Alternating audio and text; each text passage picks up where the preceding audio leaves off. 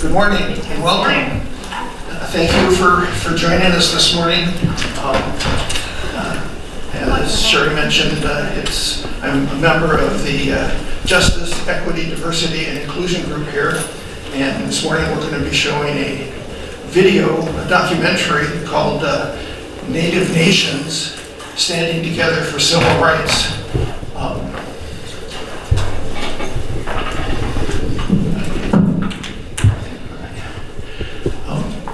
This past year, 2023, the ELCA has embarked on a project called Truth and Healing Movement. To use the words of Bishop Eaton, the ELCA's Truth and Healing Movement is an opportunity for this church to increase our understanding of our colonizing impacts on Indigenous people in the past and present.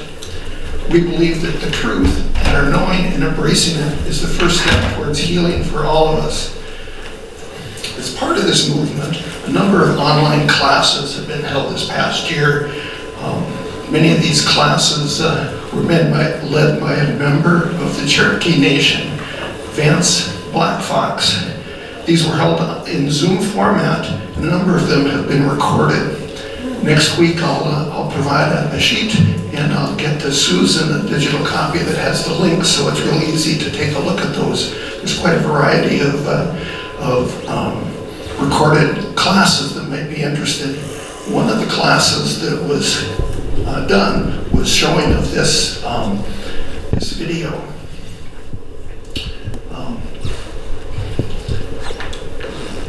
The Truth and Healing Movement is an effort to be right and better in better relationships with the Indigenous people as charged by these documents. And the ELC has adopted two documents related to the Truth and Healing Movement. They were adopted prior to the start of that, but the repudiation of the doctrine of discovery was adopted in 2016. And then the declaration of the ELC to American Indian and Alaska Native people in 2021. Interestingly, one commitment that's found in each of these documents is to formally acknowledge the original inhabitants of North America. The Declaration states, "We commit to begin the practice of land acknowledgement in all expressions of the church." And so to follow that, we will start with St. Andrew's land acknowledgement. We at St. Andrew's Lutheran Church acknowledge that in this space, we are on the traditional lands of the Duwamish and Coast Salish people that are still here, continuing to honor and bring to light their ancestral heritage. In a class that Ms. Vance Black Fox taught, he expressed that he thought that the sharing of this land acknowledgement regularly was kind of the first step in getting to understanding the truth and acknowledging that the land that we're on was owned by people prior to us, that it's been taken from them.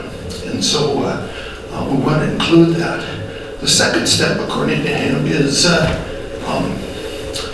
learning, gaining an understanding of the truth of what's happened in the past and what's happening now, so that the movement process, the doing things to help improve the situation could go forward. So this document that we're about, or documentary that we're about to see, was produced for the ELCA in 2008. It actually aired on NBC TV at that time, and they've then posted it on their YouTube channel.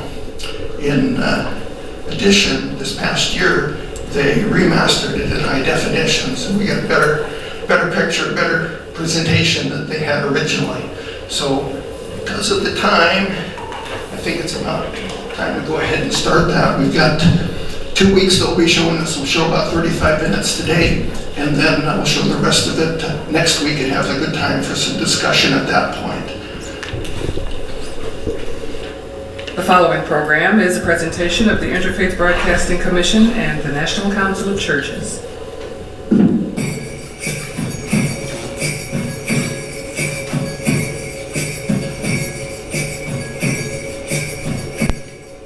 The 1960s was a time of discontent and social unrest, a time when the ignored and the forgotten stood up and demanded their civil rights.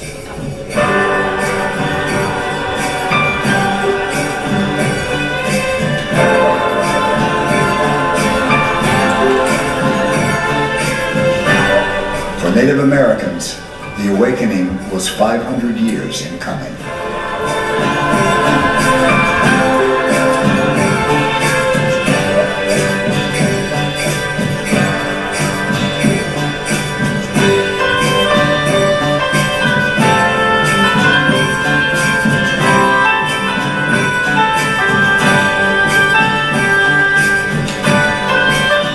We of course chained up all the doors, locked them, nobody could get in. There was a lot of people on the outside that supported us. We took Alcatraz because we felt as students that we were strong enough to make our voice heard.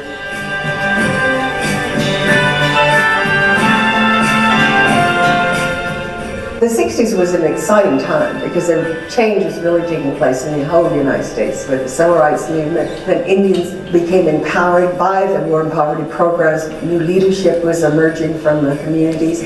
I feel like I'm a product of that. I was drawn to the movement of the time, which was the movement towards Indian self-determination and Indian sovereignty. And as we sought our own political identity and our own political power, we had to control our programs and our services. Now giving birth, I love the earth. I love the sky.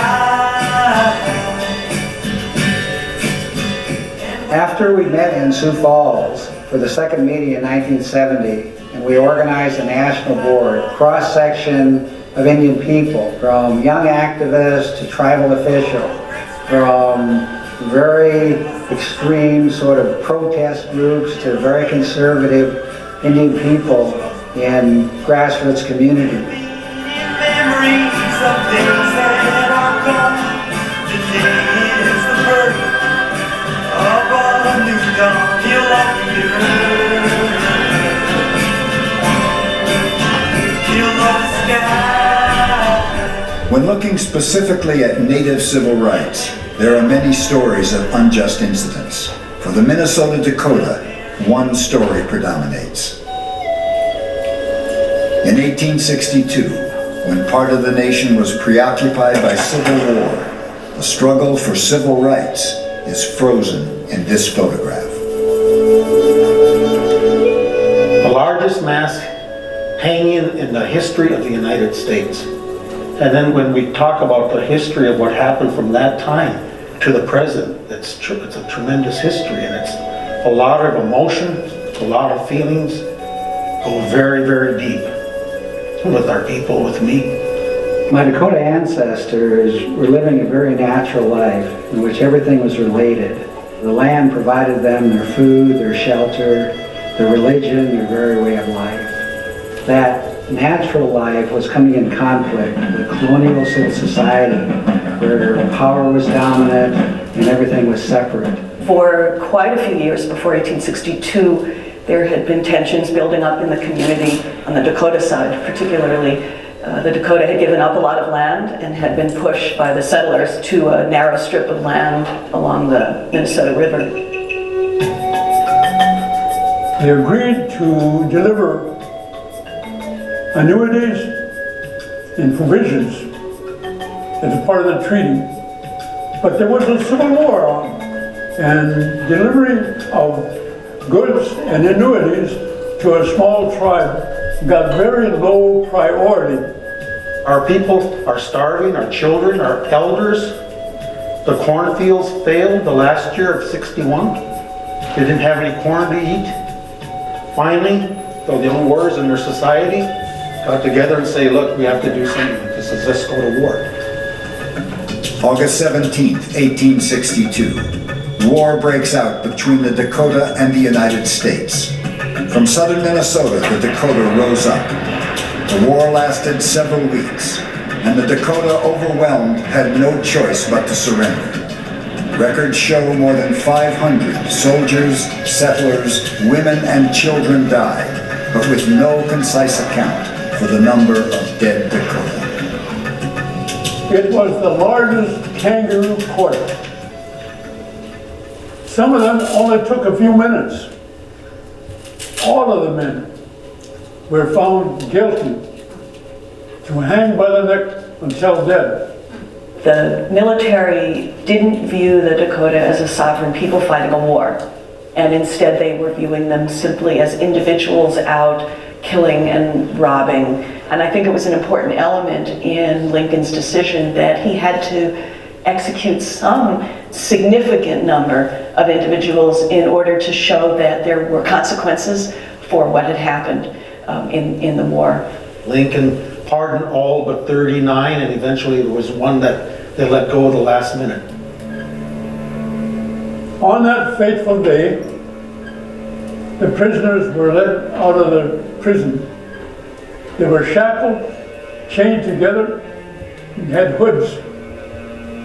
Dakota women began wailing and weeping.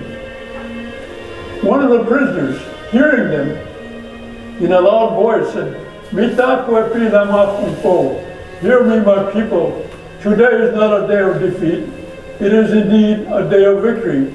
For we have made a peace with our Creator and now go to be with Him forever. So remember this day to tell our children so they can tell their children that we are honorable men who die for a noble cause. Do not mourn for us. Rejoice with us. It's a good day to die." And then he began lifting up his voice and began singing.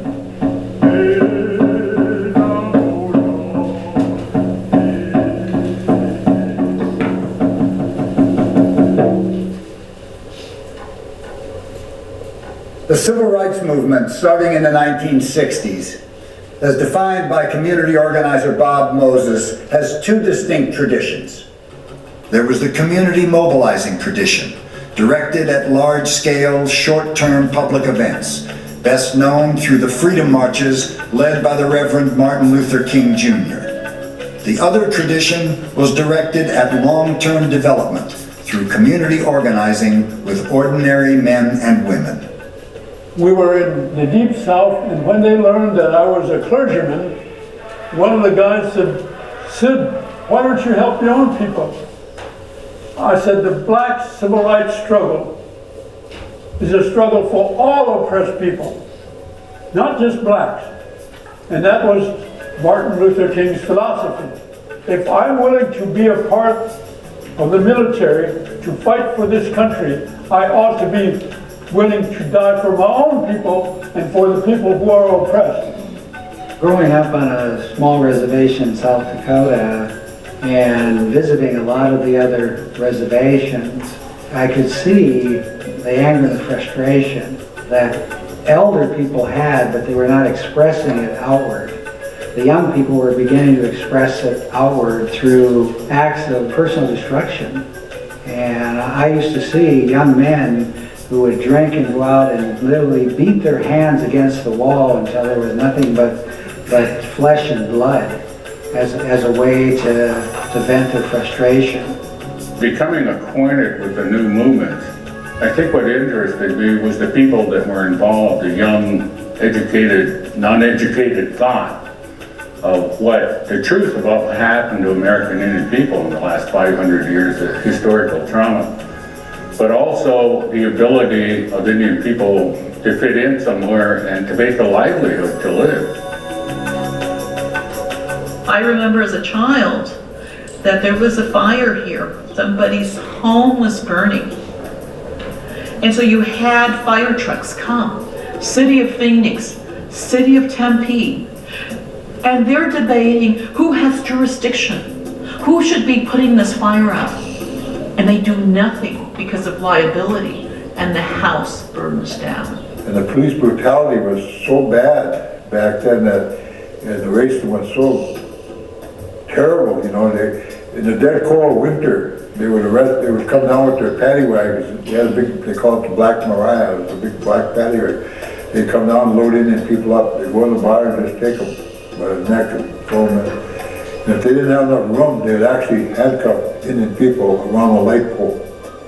And they'd sit there sometime and like that, in the snow or in the rain, until they come back and make the other round and pick them up. For me, it was probably the traditional Navajo life, the teachings of the Navajo people, the spoken words that the elderly tell you when you're still a young man about life, about education, about land, about people, the love, about the religion, about the character, the language and all of that. I could still hear a lot of those echoing through my own ears when I go about doing things on a daily basis, even here.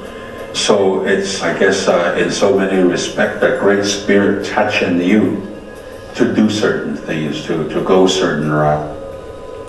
I joined with a group of young activists all over the country who went about challenging institutions, occupying buildings symbolically as a way to say we're taking back our land. I have a dream.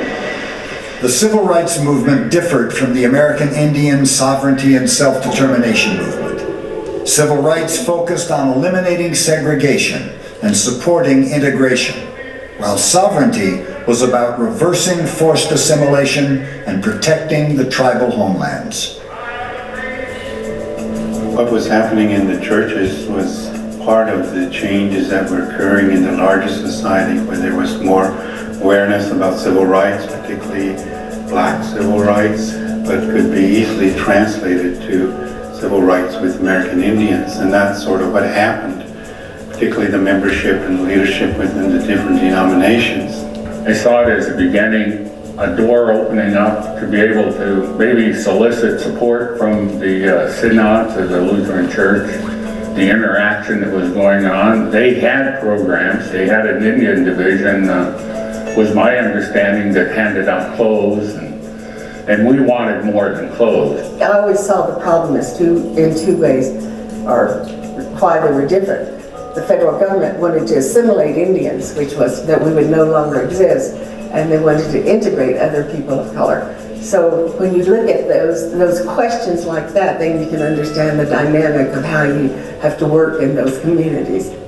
A lot of people, when they do interviews and talk about the movement, they say the movement started here on Franklin Avenue here in Minneapolis, Minnesota. But for people like myself and Eddie Benson Benet and Dennis Banks and others, we knew that the movement began in prison. We wanted the community to give us a name.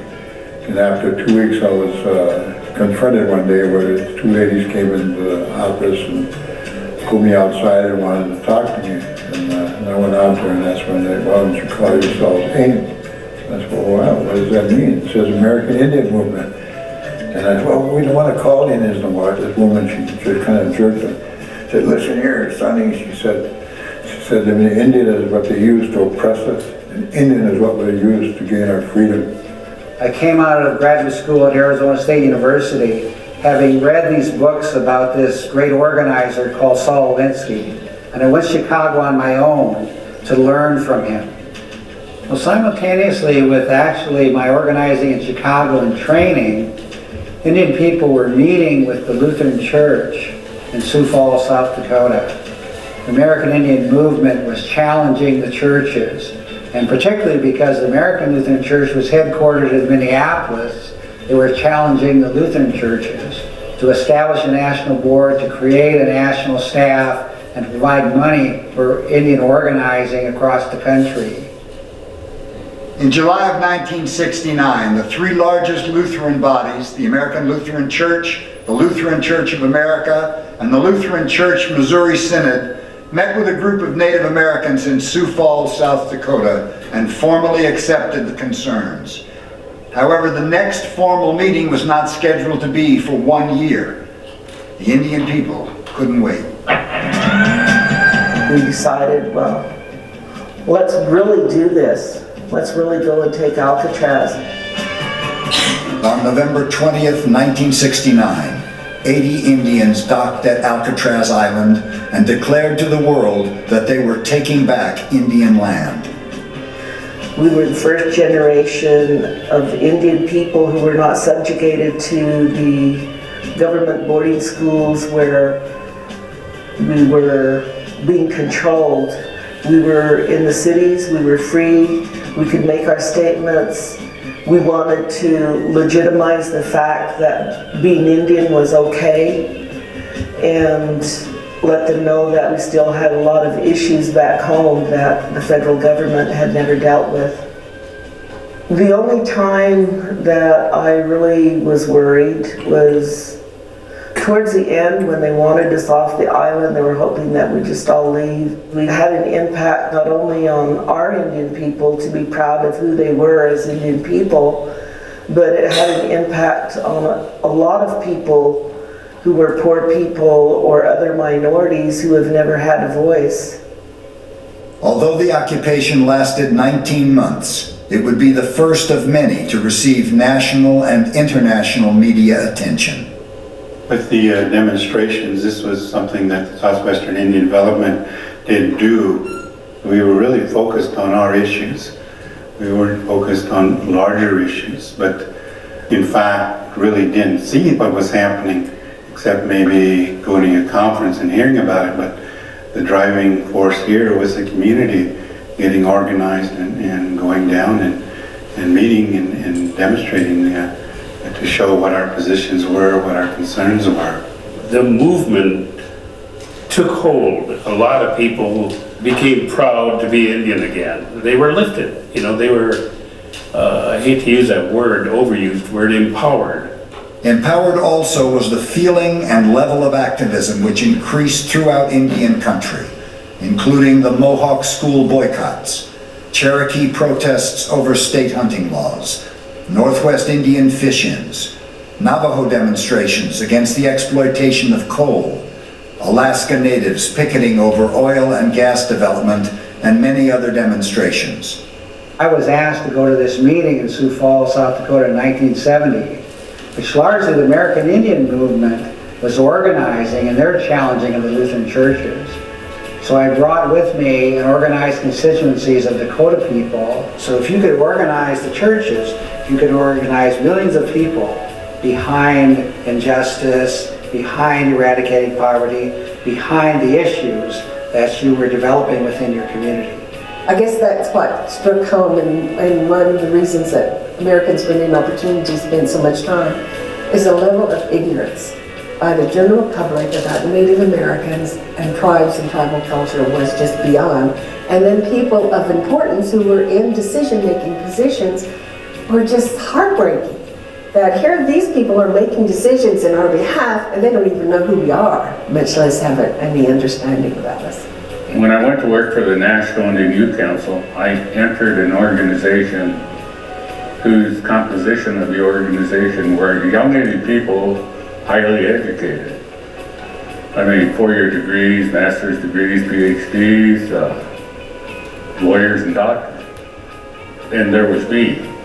We set up a very loose agenda, and I knew from my experience in black confrontations that if there's a really militant group, they're going to say, here come the white people again, setting our agenda and telling us what to do. So I was introducing the program as we went on, wondering, well, when are they coming up? The agenda wasn't that great, but finally Dennis Banks and Clyde Belcourt came up and they said that you people are telling us what we want. If we're here to do it, we have to get together first and decide what we're going to say to you. And so we're going to have an Indian caucus, and I'm asking all the Indian people here to walk with us.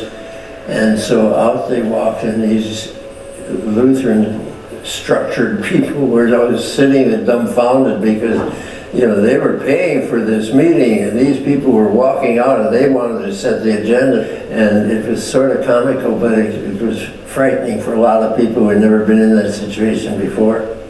They said, well, when will they come back? And I said, I don't know. They're going to determine that. And what will we be talking about? I don't know, I would say. And as a result, a national board was organized, and we put forward the challenges of a national staff position and millions of dollars to support Indian organizing and needs across the country. But since the church did not respond, AIM, in its protesting style, took over one of the dormitories and demanded that the national executives respond and approve the elected board before the dormitory would be released. We of course chained up all the doors, locked them, nobody could get in. There was a lot of people on the outside that supported us. So we told them right flat out that we were not going to leave there until the 3 presidents of those 3 Lutheran Senates called and said that they would abide by those challenges. Lutheran churches had executives from throughout the country, even though not the top leaders, who were supporting this effort. We were also provided with an assurance that we did not have to be converting Indian people to Christianity. Working with groups in Denver and with National Indian Lutheran Board was to begin to see the phenomenal leadership of persons involved in the community, and not just to see the poverty, the difficulty of life. What NILB helped us to do was to see potential, to see people with phenomenal skills who wanted to give those skills to help the quality of life be increased for all that they had a chance to work with. One of the most influential men of the time was Eugene Crawford, the first American Indian hired as executive director of the National Indian Lutheran Board. His Dakota family had been exiled from Minnesota after the 1862 Dakota War. I was checking in and started to go down to get rid of my luggage, and Gene jumped up and Russell Lincolns was coming in to register at the hotel, and Gene just picked him up by the neck and kind of pushed him, pulled him around like this and said, "Darn you, he's usually a little stronger birds. Darn you, Russell," said, "we've been trying to help you and now I hear you're bad-mouthing me." And he said, "No, Gene, no, I didn't do that." So I was very depressed, I must say, because I was always a little intimidated by Russell myself. We used to have a lot of arguments with Gene, what we thought he should do, what programs should be funded, but he had his own way of doing things. We always compromised on the end. We just never got our way with him. And I think that's why we were effective, because we had people like him. In the beginning, we knew little or nothing about the Lutheran structure. And by the same token, the Lutheran structure knew nothing about the Indian world. So it's always been an ongoing priority with the National Indian Lutheran Board to develop bridges and understanding between the 2 worlds. City moving. The clouds now hide the moon. Floyd Red Crow Westerman was also a Dakota exile from Minnesota, who became a musician, an activist, and a well-known Hollywood actor. He served the American Indian social justice movement through both his songs and political work. He is perhaps best remembered for his album, "Custer Died for Your Sins," based on the book written by leading American Indian scholar Vine Deloria Jr. Custer died for your sins. I had the opportunity to meet Floyd the first time when we did a concert together, and I believe it was in California.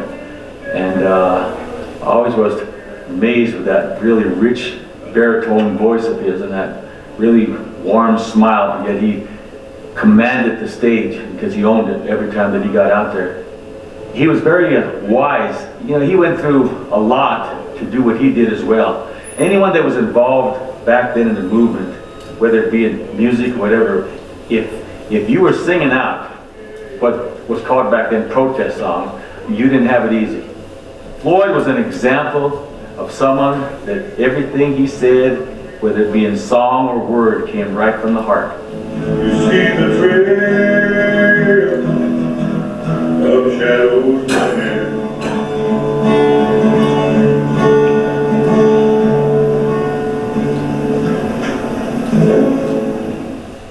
History sort of defined a relationship amongst a group of us that formed a network around the National Indian Lutheran Board. There was Vine Deloria, who was becoming the emerging contemporary writer and legal scholar of the time. There was Floyd Westerman, who was the emerging Indian musician and actor. There was Eugene Crawford, who was really in one sense, our symbolic and leading figure of the National Lutheran Board, who was an educator, and then myself, who was a young organizer. All of us came through the exile and ended up in South Dakota. I look at the very broad spectrum of grants that were given and the impact on various communities to address poverty, to address hunger. I know of incidents where people would have had nothing to eat for probably days if it had not been able to access a food bank or a soup kitchen. There were grants for helping build a longhouse up in the Northwest. A canning factory was established. It provided income for some of the employees. The grants never exceeded $4,500. The reason for the limit of $4,500 is this could have been like seed money, which would generate money from other organizations. It could be seed money for government projects. It could be seed money to bring other churches into partnership with the Lutheran churches. They were responding to a human need, and that's what we're supposed to be about as people. We are supposed to be in partnership with others. If you were an Indian community sending in a request for a grant, the requirements for that Indian community, because the Indians were imposing, was tougher than most granting organizations were. They were supposed to come in with a report every quarter on how they're spending their money. And if it wouldn't be there, they would withdraw. In other words, the Indians who were making their proposals weren't just coming in for a gravy train. They had to really press their cause and justify what they're requesting. NILB for me stands out as the perfect example of how to conduct ourselves as people of faith, and how to reach out to and to be reached, and to embrace and to be embraced, and to listen and then to be listened to, and then to partner up and to work together. When I first came to work at Indian Rehabilitation, that was in 1979, our total funding, including running the program and salaries, was $30,000 a year. One of my first experiences was meeting Joel Schlachtenhofen with Lutheran Ministries, and they were helping us with some of the grassroots needs that we had. They were renovating our kitchen, and we got funding from the National Indian Lutheran Board. And they helped us get our program in compliance, with health compliance and those kind of things. They also funded some of our needs around just supplying food for people on a daily basis, those that were homeless on the street, and also the men that were eating congregate meals in our program.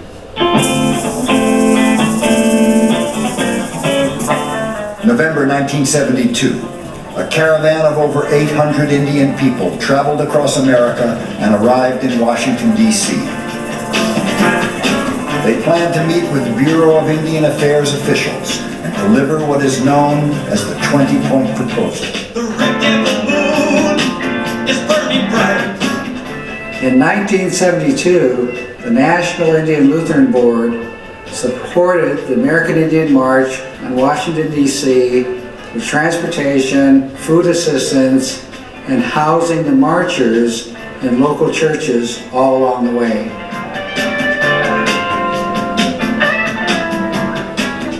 I remember one specific incident with the National Indian Lutheran Board. AIM had come to Washington, D.C. when the Congress was in recess. Nixon was in California, and so were most of the cabinet members. By the time they arrived, they had the authority to meet with them. You know how bureaucracies are, they're played in their shadow.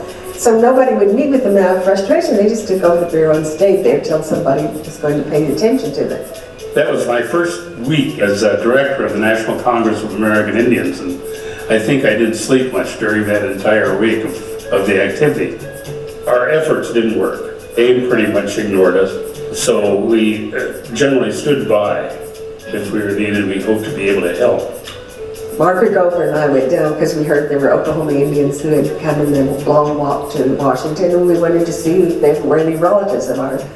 So we went down, and John Trudell saw us, and he said, "Oh, there's Don and Margaret, come on, come on in." Of course, they was like the Red Sea had opened up and let us in. And the U.S. Marshals were going to attack the building with all these Indian people of all ages in there. And so I decided, well, at least one thing, I'm a senator's wife, I could stay in there. They wouldn't attack the building with me in there. So I started calling, and they said, well, now, who are y'all talking to? And I said, tell them that you were ready to negotiate, and tell them that to set it up with their people in authority. And they did, and the people in authority said, well, we don't have the authority to negotiate, but they had the authority to attack them. I thought that was such a wild, crazy thing. In a movement, eventually nobody has control. If there's so many people involved, no one person can really decide what's going on.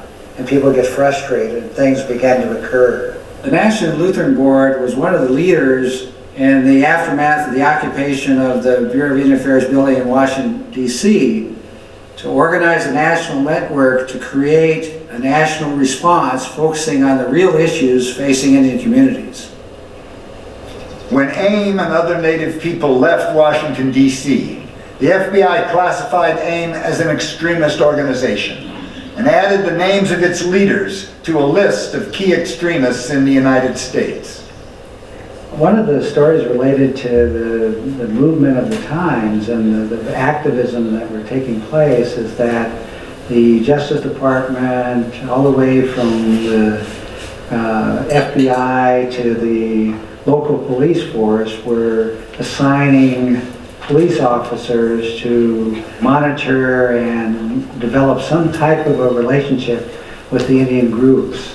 In Phoenix, Arizona, where I was organizing with Southwestern Development, a police officer by the name of Rudy Santa Cruz was assigned to us. And even though we weren't the American Indian movement in Phoenix, we were assigned a police officer.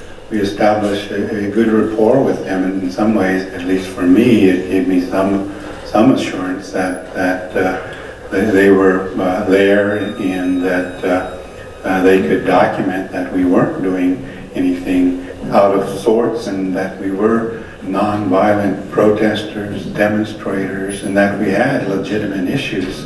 One day I asked Rudy, I said, Rudy, where is the AIM caravan today?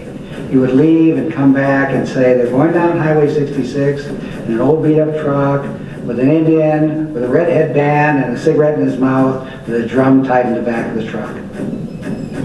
What else do you want to know? One region that was truly in need of help was the border area around Pine Ridge, South Dakota. Many Indian beatings and unsolved murders had occurred, and racial tensions were about to explode.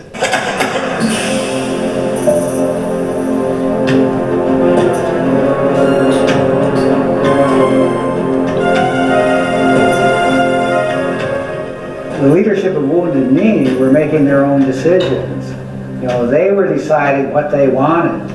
But on the outside, the whole world was watching the 71-day takeover. And the federal government was trying to figure out how to respond to this without major violence further occurring, without hundreds of people being killed. Although the National Lutheran Board was not involved in the actual occupation of Wounded Knee, it monitored the siege with the National Council of Churches and worked to establish a national bail bond fund for possible arrests and trials.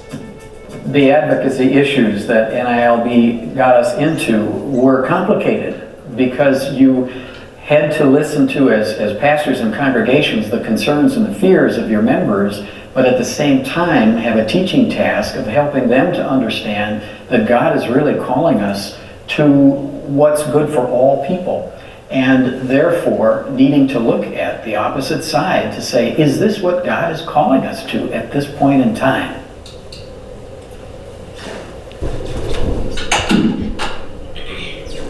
So we'll pick up where we left off. Yes. I won't be here next week, so I would like to make some comments, having worked with the Chippewa in Belport, North Dakota, and the Navajo and Hopi in Winslow, Arizona. I was with the Indian Health Service for about 2 years, and in 1990, the issues they were trying to address in 1960, very little progress had been made. And one of the things that made me very angry when I was in Winslow, where there was a severe alcohol problem, there were only 28 inpatient beds. And I can't remember what the population of the Navajo was at that time. But this is something I want you to look into next week when I'm in Jamaica. And the other thing that I tried to report to the Arizona senator, who you will remember at the time was later candidate for president. You can tell me the name, I'm blanking on it right. No, 1990. McCain, yes. John McCain. I wrote a letter because in Joe City, the boarding school there had no supervision, and the children were climbing out the windows and doing whatever they wanted at night. We just have not done right. And I doubt that the situation has improved since 1990. I just wanted to let you know. Yeah, thank you. So next week we will continue the documentary, see the rest of that. We'll have some time then for discussion on some of the issues. I want you to think about what the pastor there said at the end. It just seemed appropriate that probably impacted the churches at that time and maybe today as well. But I think, as he said, the advocacy issues of the NILB, the National Indian Lutheran Board, got us into were complicated because you had to listen to, as pastors and congregations, the concerns and the fears of your members, but at the same time have a teaching task of helping them to understand that God is really calling us to do what's good for all people, and therefore needing to look at the opposite side and say, is this what God is calling us to at this point in time? Probably applies equally to things today.